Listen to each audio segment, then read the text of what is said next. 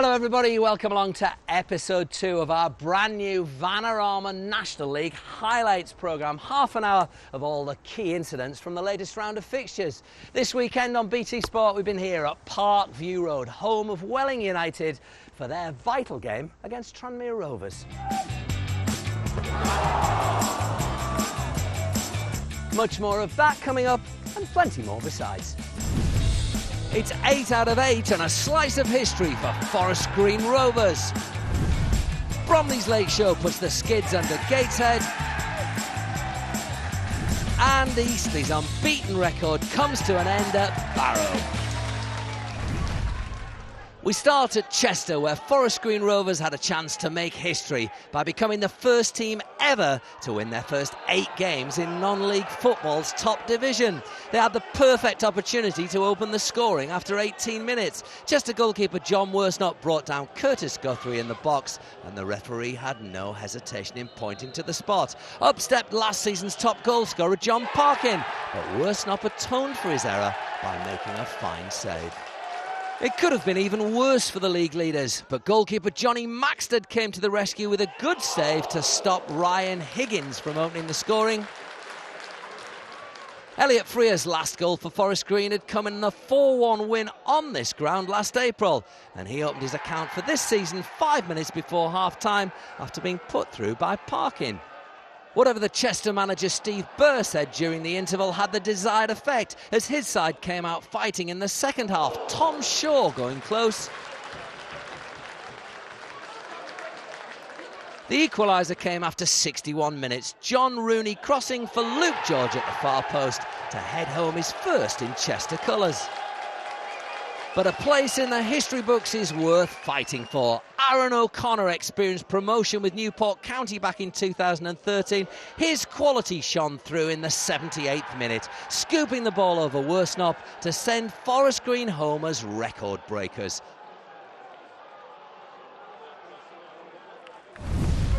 Tranmere Rovers, still coming to terms with life as a non-league club, were looking for their first victory in 4. They went to Welling United, who hadn't won since the opening day. Commentary from Adam Virgo and Steve Bauer. Hoisted forward by Porter. Now waiting for the goalkeeper to come, and in the end, he knew he couldn't use his hands, and it's come out to Vidal. And Davis is able to make the save, and he breathes a huge sigh of relief. Well, they got away with it in the end. Got to let the defender take control of that one. It's now on the line. Good movement from Cabba. Jefford in support here for Welling. There's the left-footed cross. In came Harris. And Harris with the second shot. Appeals for handball. And then Corn with the drive. Can't really see that being handball. Throw your body in the way. You can't really do a lot being so close and the ball hits so hard at you. Mangan, Norwood. Hill to hit one, deflected along the way. Tranmere corner. That last touch actually came off Maynard. Just there, going wide of the post. Corner in towards Norwood. Goalkeeper wasn't convincing, and Maynard headed it home. Lewis Maynard, inside 60 seconds at the beginning of the second half, with his second goal for the club after the mistake by Tom King, and Tranmere are in front. And it just falls nicely for Maynard to get his goal today. Maynard into Jay Harris. Well, we know from his Wrexham days he can hit them. He scored on his Tranmere debut on the opening day against Woking. That wasn't too far away.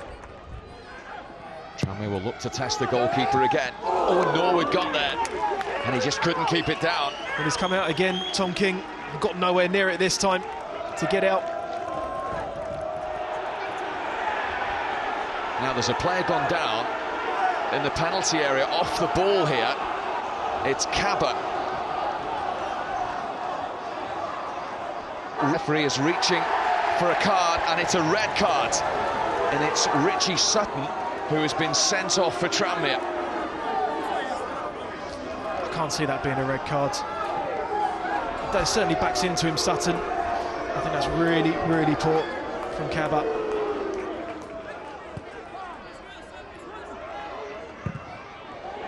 What a try, and what an equaliser from Sam Corn. The 19-year-old Welling skipper has hit one out of the top drawer to level it up.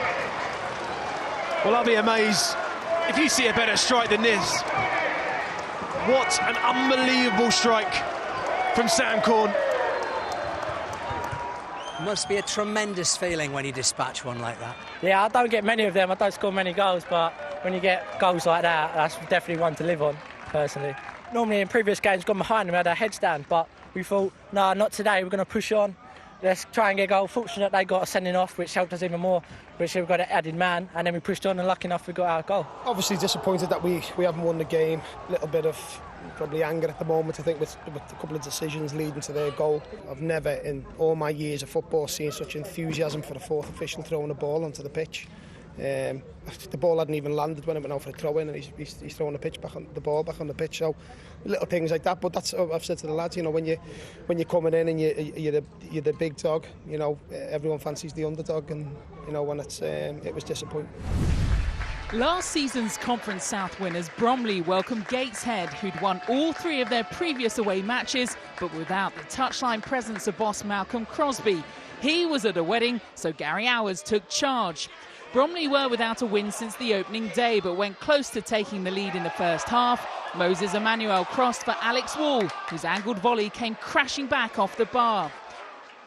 It was Gateshead's chance to test Bromley's keeper next. Elliot Johnson breaking free to unleash a thunderous strike, but Alan Julian was equal to the shot.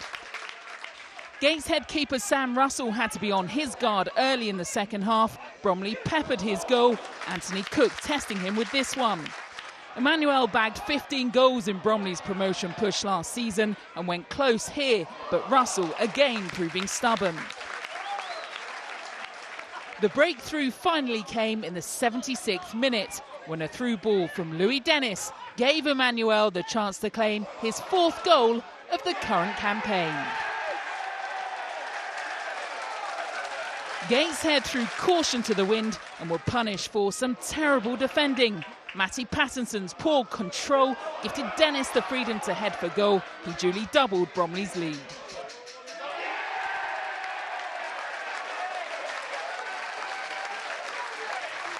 There was more misery to come for Gary Hours on a day he'll want to forget. In injury time, Emmanuel rounded Russell and coolly slotted home his second of the game. A big win for Bromley, lifting them up to 18th in the table and leaving Gateshead contemplating an even longer journey south to Eastleigh next Saturday.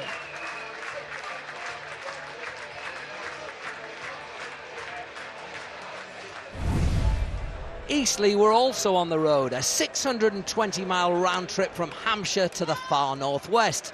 They were defending their unbeaten record against Conference North winners Barrow, who had yet to lose at home. Richard Hill's team finished fourth last season and the form book was in their favour, but they were in trouble after just 54 seconds. Jason Walker was upended in the box by Paul Reed, and referee Richard Wiggleston awarded the penalty. Walker then dusted himself up to hammer the ball home from the spot for his second of the campaign. Barrow chased a second. Joel van den Broek got in behind the Eastleigh defence, but his shot was denied by the woodwork. Eastleigh did all they could to protect their unbeaten record. Jai Reason finding space just inside the box, but his rather hopeful lob didn't trouble keeper Joel Dixon. Despite the gulf between the two sides in the league table, it was Barrow who looked most threatening. Elliot Newby keeping Michael Pope busy. A great day for Barrow as their unbeaten home run continues. Completely different emotions for Eastleigh. That's the first time they've failed to score away from home since last November. Woking's hopes of sustaining a promotion challenge have been badly hit by injury. Defender Ismail Yakubu out for the rest of the season, joining long-term casualties Scott Rendell, Mike Sester and Mark Ricketts on the sidelines. Macclesfield, buoyant after last Monday's win at Grimsby, quickly made the most of Woking's lack of experience at the back. Christian Dennis slamming home in the 14th minute to record his 6th of the season and go joint top of the league's goal-scoring charts. Despite their injuries, Woking hadn't been beaten in 6 and went looking for an equaliser. Aswad Thomas rose highest from this cross, his header just over. Macclesfield went close to extending their lead before half-time, this corner finding Tony Dean, who forced a good save out of Jake Cole. After the break, Macclesfield were the dominant side and Cole again had to keep Woking in the game after this header from Dennis. The clearance was poor, however, and when the ball came back into the box, Neil Byrne was lurking in front of goal to make the most of Chris Holroyd's cutback. This his first since joining from Telford in the summer. There was one moment to remember for Woking, though, as Joey Jones, who didn't get on the score sheet once last season, curled this delightful shot into the back of the net for his 2nd of the campaign. But it was nothing more than a consolation for the visitors. John Askey's Macclesfield move up to 14th after recording their first back-to-back wins of the season.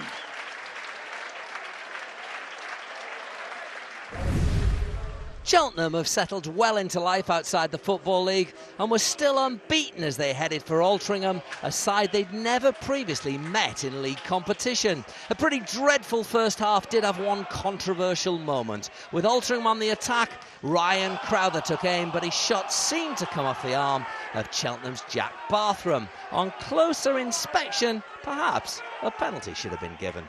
The game came alive in the second half. Danny Wright was put clean through on goal, but Tim Deasy made himself look big and a great save to keep Cheltenham out.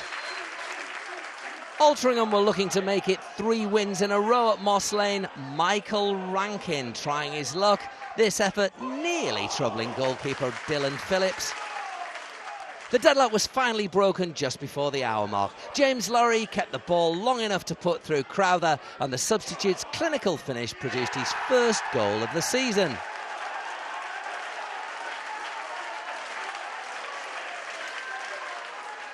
Cheltenham responded from a Jack Munn's corner. Rob Dickey's attempt flew just over the bar. Gary Johnson's side did, though, eventually draw level 8 minutes from time, when their captain Aaron Downs rose highest to meet a deep cross from Kyle Storer. It looked as though Cheltenham's unbeaten record would remain intact, but there was a dramatic finish as 18-year-old debutant substitute Sam Heathcote, son of Altrincham legend Graham, struck 5 minutes into injury time to claim all 3 points. Cue delirium in the Altrincham director's box.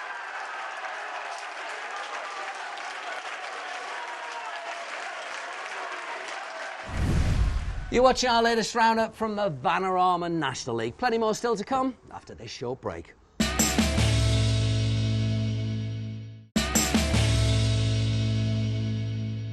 You're watching our latest roundup from the Vanarama National League. Loads more still to come, starting with this. Wrexham's 5-game winning streak came to an end at Cheltenham last Monday. The Welsh side looked to bounce back at Sincil Bank, but it was Lincoln who started the stronger. A game of head tennis in the Wrexham box saw Liam Hearn rattle the bar. It was the visitors' turn to be denied by the upright before half-time. Wes York looking to add to his 3 goals this season. Keeper Paul Farman doing enough to deflect the ball onto the post and keep the game goalless at the break. Gary Mills' side did make the breakthrough 10 minutes after half-time. A well-worked set piece finding the head of James Gray, who registered his 4th goal of the campaign. Lincoln were set to lose their unbeaten home record this season and pressed hard for an equaliser. Top scorer Matt Reed becoming the 2nd Imps player to hit the crossbar.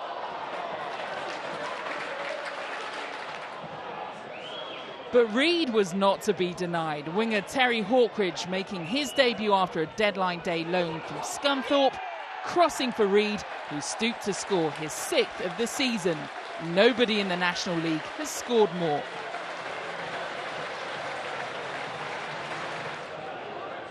The home side made it a hat-trick of strikes against the woodwork 3 minutes from time.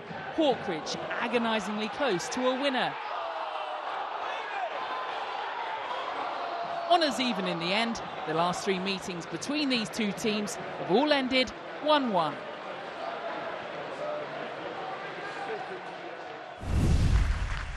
Barry Smith's Aldershot had managed to strike up some good away form, but were still looking for their first win at the recreation ground. Halifax secured their first victory of the season against Barrow on Monday, but didn't look likely to repeat that feat as Aldershot's Jim Stevenson fired home after just 18 minutes. 6 minutes later, the lead was doubled, and it was all about the Walkers. Charlie passing out wide to Dan, Dan returning the favour, and Charlie dancing his way past the defence to put Aldershot firmly in control. That was Walker's second goal in an Aldershot shirt, and number 3 followed in the second half. Halifax manager Neil Aspin won't have been happy with his team's resistance, which included a comedy fall and rollover from Hamza Ben Sharif, and Walker's finish was emphatic, 3-0 Aldershot with just 51 minutes played. The hosts thought they'd made it 4-0 moments later, but the ball was judged to have gone out of play before Stevenson headed it in and the goal was disallowed. Aspin introduced Danny Hattersley as a half-time substitute, and he offered the visitors a route back, his first goal in almost a year, and what a finish it was. And Halifax ensured an exciting finale with 7 minutes to play. 18-year-old David Brooks scored his first career goal at his first career start. But Aldershot hung on for their first home win since April. Paulhurst Grimsby are among the promotion favourites this season, but came into this trip to Meadow Park without a win in 4. Boreham Wood are no strangers to an upset, having turned over Tranmere last month, but they gave the visitors a huge helping hand after just 8 minutes. Defender Scott Doe certainly won't appreciate seeing this one again. The home side always looked vulnerable to the counter, and only some heroics from defender Callum Reynolds kept the deficit to 1 goal.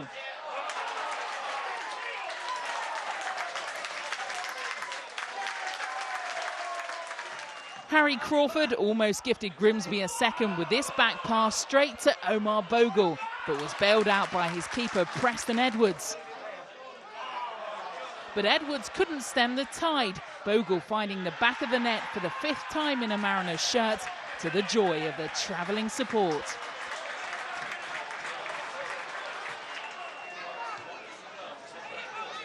And the points were wrapped up for Paulhurst's side, thanks to Nathan Arnold's fizzing strike 15 minutes from time, his first of the season.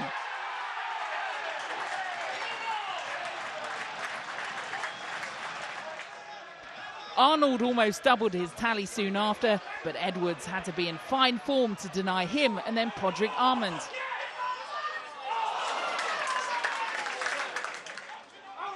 The Wood did claim a consolation, Charlie McDonald scoring his first for the club since a summer move from Barnet.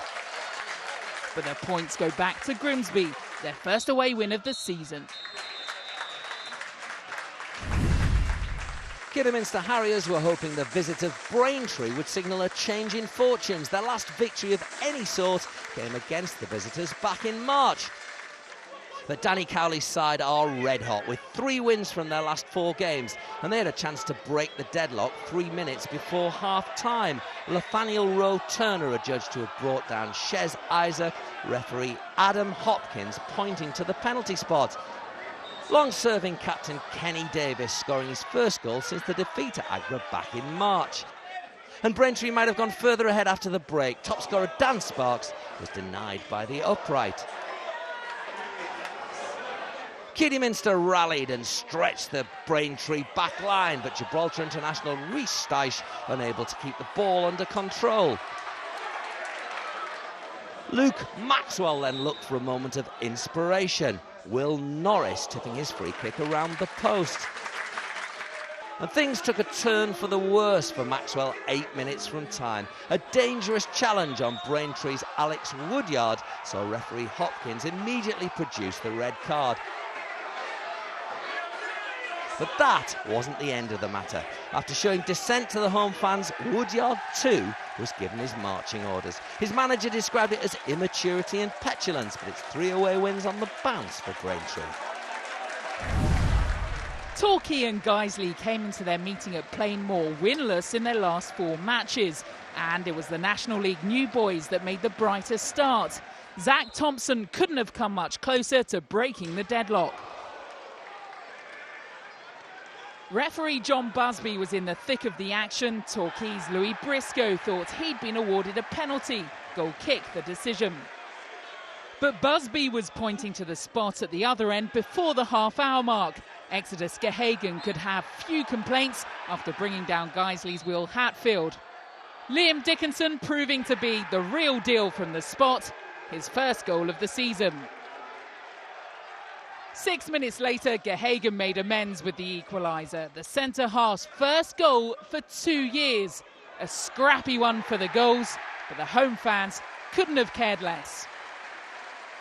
Guiseley boss Mark Bauer thought his side had snatched a winner 10 minutes from time, but Wayne Brooksby's effort rebounded off the post.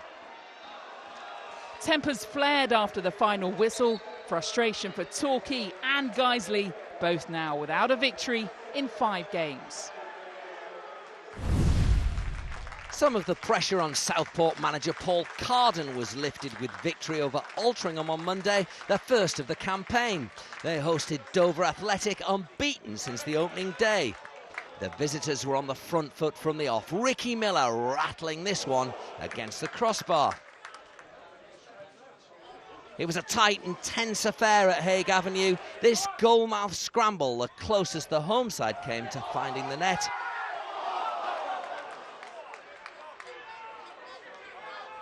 Southport have failed to score in 5 of their 7 National League games this season, and so it proved again. Will Beasley's cross almost outwitted Dover keeper Mitch Walker after half-time, but the spoils were shared. Well, what a weekend for Forest Green Rovers. They've made history as the first team ever to win their opening 8 games in non-league football's top division, and all their nearest rivals slipped up. Defeats for Eastleigh, Woking, Gateshead and Cheltenham mean that AD Pennock's team are now 7 points clear and showing no signs of surrendering their 100% record. The race for playoff places, however, is tight. Welling's draw with Tranmere wasn't enough to lift them out of the relegation zone, but Southport have taken 4 points from 2 games to move off the bottom. Kidderminster have slipped into last place and are still waiting for their first win of the season. That's just about it for this week's National League Highlight Show, but don't forget a date for your diary. Do join us on Friday, September the 18th, as we bring you Grimsby Town against Tranmere Rovers, exclusively live on BT Sport 1 from 7:15. Thanks for watching, and we'll see you next week.